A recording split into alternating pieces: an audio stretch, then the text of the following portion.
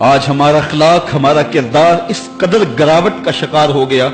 میں اس جمعے کو بیان کر رہا تھا کہ میرا ایک دوست ننکانہ گیا ہے، اور جب وہ اس کو شوق پیدا ہوا کہ میں گردوارہ دیکھ لوں سکھوں کا، تو وہ کہتا ہے میں جوتے اتار کے اس فکر میں تھا کہ جوتے سنبھالوں اور کسی سمت رکھوں، تو ایک سکھ اہلکار آگے بڑھ کے مجھے کہتا ہے چھوڑ دے جوتے، یہ مسلمانوں کی مسجد نہیں گردوارہ ہے.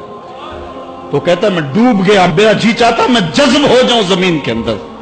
آج یہ ہماری حالت ہے کہ ہمارے ملک کے اندر رہنے والے سکھ بھی ہمیں تانا دے رہے اور ہم ان کو جواب نہیں دے سکتے. ہماری حالت ایسی ہی ہے.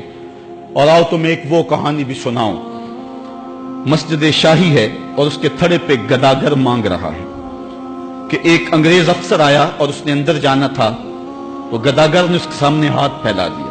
اس نے بٹوا نکالا اور کچھ پیسے رقم جو ہے اس کی ہتھیلی پہ رکھے اور دوبارہ بٹوا جیب میں ڈالنے لگا، پھسل گیا، نیچے گر گیا، وہ اندر چلا گیا. گداگر نے وہ بٹوا پکڑ لیا، خیال تھا یہ واپس پلٹے گا تو میں اس کو یہ بٹوا دے دوں گا، لیکن واپسی شاید وہ کسی بغلی دروازے سے نکل گیا یا اس کو پتہ نہ چل سکا، تو وہ بٹوا اپنے گھر لے گیا. 1 سال گزرا تو دوبارہ جب وہ انگریز وہاں شاہی مسجد میں آیا دورے کے لیے، تو یہ چونکہ دور بھی انگریز کا ہی تھا، تو اس گداگر نے پہچان لیا، کہا بابو رکنا، مجھے تم سے تھوڑا سا کام ہے.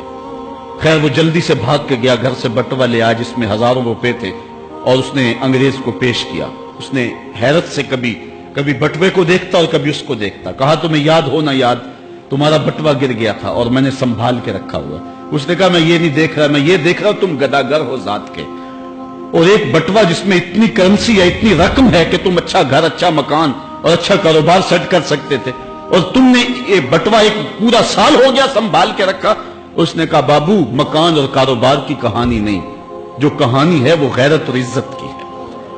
اس نے کہا کیا کہانی ہے؟ اس نے کہا تو عیسائی ہے اور میں نوکر ہوں رسول اللہ کا، اور کل قیامت کے دن اگر تیرے نبی نے میرے نبی سے کہہ دیا کہ میرے امتی کا بٹوا گرا تھا اور تیرے امتی نے اٹھا لیا، تو پھر میرا نبی تو شرمسار ہوگا. میں گداگر ضرور ہوں، بے غیرت نہیں ہوں.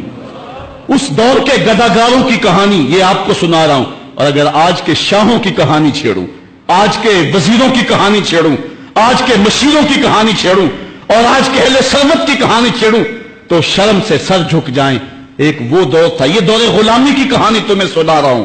میں تمہیں عمر بن عبدالعزیز کے دور کی کہانی نہیں سنائی ہے، میں تمہیں عمر کے دور کی کہانی نہیں سنائی ہے، حضرت ابو بکر کے دور کی کہانی نہیں سنائی، میں تمہیں محمد عربی کے مدینے کی کہانی نہیں سنائی. یہ کل کی بات ہے کہ ہم عزتوں کس مسجد پہ تھے. ایک گداگر بھی محمد کی آبرو کا اس قدر رکھوالا تھا، اور آج ہم کہاں گر گئے ہوئے ہیں. ذرا اپنے اندر اتر کے دیکھیں.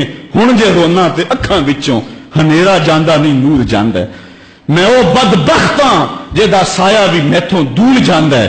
میں میلا اتھرو، میں پاپی مجرم، حضور معافی، حضور معافی. تساں سی ڈکیا جنہ کماں تھی، حضور جی میں او کر گیا واں. تہاڈے حکماں نو چھڈ کے آقا میں جیندا کتھے ہاں، مر گیا واں. گناہاں دی دل دل دے اندر گل میں تیکر اتر گیا واں.